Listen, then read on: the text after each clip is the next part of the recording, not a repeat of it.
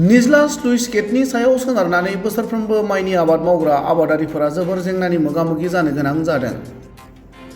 मख'नो गोनां बाथ्रा दि चिरां जिल्लानि 14 नं चिरां-दुवार बिटिसि बियाबसिंनि आमलाइगुरि, मलानदुबि, गासागाव, बुरितजार, तुक्राझार, आइपुवालिखौ लानानै गासै गं 22 गामिनि रायजो राजाफोरा भुटान हादोरनिफ्राय बोहैबोनाय बुहुर निजरा दैनि निज्ला स्लुइस गेटनि जोहै दै दिखोनानै आबाद मावबोनानै जिउ खाङो। नाथाय सानजा फारसे गोदानै लुनाय स्लुइस गेट लुनाया आद्रा जानानै थानायनि जाउनाव दैज्लां सफैब्लानो ओनसोलनि रायजो राजाफोरा थांनाय गोलाव बोसोरनिफ्राय बान्दो थेनानै आबादथिलियाव दै लांनानै आबाद मावबोदों।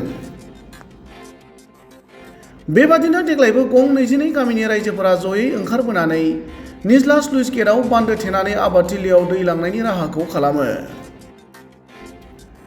गुबुन फारसेथिं देग्लायनि बोथोरा बिदुं दुंखावनाया बांसिन जानायजों लोगोसे अखा गैयैनि जाउनाव आबादारिफोरा बांसिन जेंनानि मोगा-मोगि जानो गोनां जानायाव दुखु मोननाय फोरमायनायजों लोगोसे स्लुइस गेटनि आफादगिरि अर्जुन नार्जारिया आद्रा थानाय निज्ला स्लुइस गेटखौ सोरखारा अनसुंथाइ होनानै आबुङै लुना होयोब्ला ओनसोलनि आबादारिफोरा आबाद मावनायाव खाबु जागोन होनना बुङो।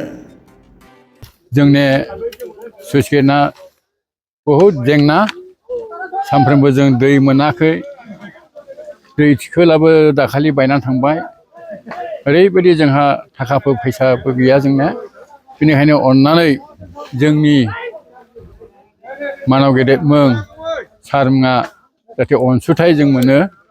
जोङो माबा बिफां लाइफां बायनो जोंहा जेबो गैया थाखा फैसा, बेनिखायनो हरोब्ला जों बिराद मोजां मोनगौमोन। जोंनि बे निज्ला स्लुइस गेटनि गोबां बेनिफिसियारिफोर रायजोफ्रा मोजां मोनगौमोन आरो। दा जोंहा बहुद प्रब्लेमाव दं। दुब्लियाव जों दैखौनो दाबो सोनो मोनाखै। अननानै एसे सिन्था खालामनानै जोंखौहाय एसे मदद होयोब्ला मोजां जागौमोन। सारमोननिफ्राय जोङो रिकुवेस्ट खालामबाय आरोखि। बेसे जों बान्दो मावबावनाय, सानफ्रोमबो जों मावबाय थानाङो। गावजों गाव दुखा दुखि दै गैयिखाय गोबां पाब्लिकफ्रा मावनोबो बाबाय। बोरै जों थांनानै थानांगौ जोंनि न'खरफ्रा, बेनि थाखायनो आसलथे मानो जायो बे प्रब्लेमा?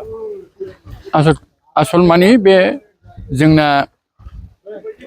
अस्थायि बान्दो जाबायलाय। अस्थायि बान्दो स्थायि नङा।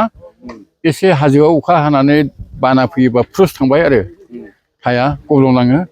बे गब्लंबाय ओरैहाय गाहाय जाबाय दा, बालाजों गसरनानै थांजोबो आरो बिदि जानानै दङ जों। दा गोबां खस्थ' मोनबाय जोंनि न'खरफ्रा, गथ' गथायफ्रा। देग्लाय मा जानांगौ जाखो, दाबो जुदि दुब्लियावनो माइ गायनो मोनाबा, अखाबो गैया माबोरै जानांगौ। जाहाथे सारमोना अननानै जाहाथे जोङो बेब'स्था खालामनानै होयो, बिनि थाखाय जों सारमोननियावहाय रिकुवेस्ट खालामबाय आरो खावलायनाय थाबाय। जाहाथे इमिडियेट जोंनो बे राहाफोरखौ जोंनो होयो आरो जोंनि दुब्लियाव जाहाथे नुजाफैयो, बेनो आंनि खावलायनाय। आं निज्ला स्लुइस गेटनि आफादगिरि जानानै नोंथांमोननियाव खावलायनाय थाबाय आरो। नैबे लुफ्रामनाय स्लुइस गेटखौलाय मा बुंनो सानो नोंथाङा? बे लुफ्रामनाय स्लुइस गेटआथ' दा जागोन खोमा, इनकुवारि फैनो नागिरदों। बेखौ दाखालि आंनिफ्राय स्टेटमेन्ट लाहरबाय। आं खोथा हरजोब्बाय आरो मावदों ना मावाखै जाखौबा बेखौहाय स्टेटमेन्ट लादों। दा सोंनाय फिननाय फैगोन बे आं दाखालि लिरना हरबाय आङो, दा बावैनो फैगोन आरो। बे दैया अबेनिफ्राय अबेसिम थाङो, ओमफ्राय खयजनसो आबादारि आबाद मावनानै जायो बे दैजों? बे दैया हाजोनिफ्राय फैयो, एखे बुहुर खोलानिफ्राय फैयो। ओमफ्राय बे दैजोंनो जोङो एखेबारे गोबां बेनिफिसियारि, 1000 जन जबदारफोर दङ।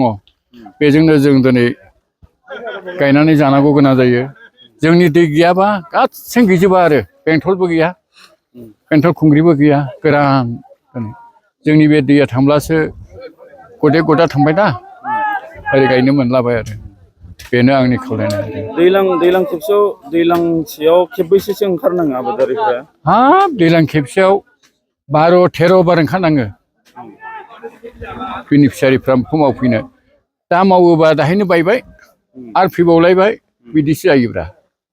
दा बेनि सरखारनिफ्राय हेफाजाब लुबैदों? औ, सरखारनिफ्राय जोङो हेफाजाब लुबैयो।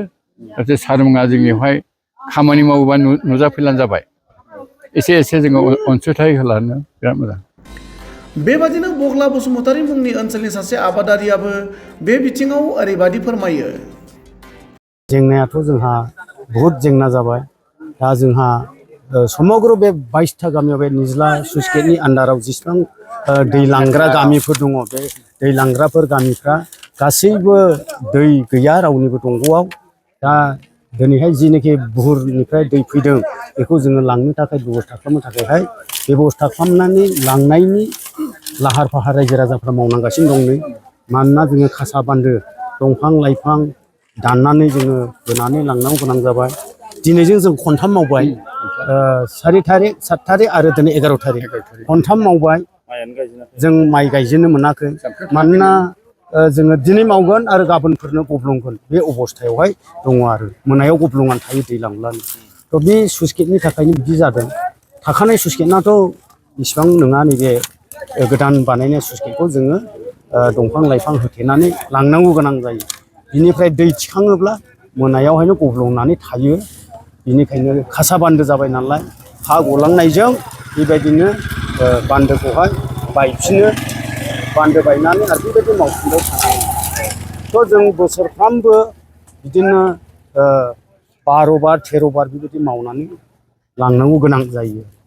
सरकारनिफ्राय माबायदि हेल्प मोनोबा जों बे बिदि ओंखारनाया खम जागोन, मोजाङै आबाद मावनो मोनगोन? सरकारनिफ्राय हेफाजाब आरो मदद मोनोब्ला बेनो जे जों जे बे 22टा गामिया सरकारनिफ्राय एसे मोजाङै बे स्लुइस गेटखौ फाहामनायनि बेलायाव मोजाङै नोजोर होयोब्ला जोबोद मोजां जागौ। बे रायजो राजाफ्रा एसे बेबायदि ओंखारनायनिफ्राय एसे खम जागौ। मानोना बोसोरावनो जों बोसोरफ्रामबो बेबायदिनो 10-12 बार खमावब्लाबो जोङो रायजो राजाफ्रा ओंखारनानै नै नायदो नै बेसेबां साफ्रा रोगादों, दंफां बानदों, बेबायदि सान्दुं अखा सैसो नांनानै मावनानै जानांबाय थायो। बिनिखायनो जोङो रायजो राजाफ्रा आसा खालामो आरो सरकारनिफ्राय एसे अनुमतिफोर मोननानै एसे माबा मोनसे बेबस्था खालामनानै होयोब्ला जों हयथ' बेबायदि इसिबां रायजो राजाफ्रा खस्थ' मोननायनिफ्राय गोजानाव थानो हागोन आरो। सरकारनिफ्राय मोनदोंमोन नाथाय आबुं मोनाखैनो। सरकारनिफ्राय माखासे जिनिसा बे माथावरि थाथावरिखौ मोनदों, खिन्थु नैबे जिनिसखौ दा एसे एनै मोनदों, मोनाखै नङा बेखौ जों बुंनो हाया, मोनदों। खिन्थु नैबे जि स्लुइस गेट गोदान बानायनाय बेखौ जोङो जेने थेनेब्लाबो थेनानै लांनांगौ जायो। खारन बेवहाय दरजा खोरखि बायदिसिना जायाखै नालाय, बेयो हाफल' जानानै आद्राल' जानानै थादों बे खामानिया। बेबायदिनि थाखायनो दिनैहाय रायजो राजाफ्रा खस्थ' भुगिनांगौ गोनां जादों। अनुमान खय न'खरसो दङ आरो खय बिगा हासो आबाद मावो बे दैजों? न'खर होननानै बुङोब्ला न'खरखौ हिसाब होनो हाया, खिन्थु आं गामिखौ बुंबाय। 22टा गामि, बेनिफ्राय हाया 5000 बिगा बेबायदि दं। जगदार हा बिगोमाफ्रा बेबायदि आरो।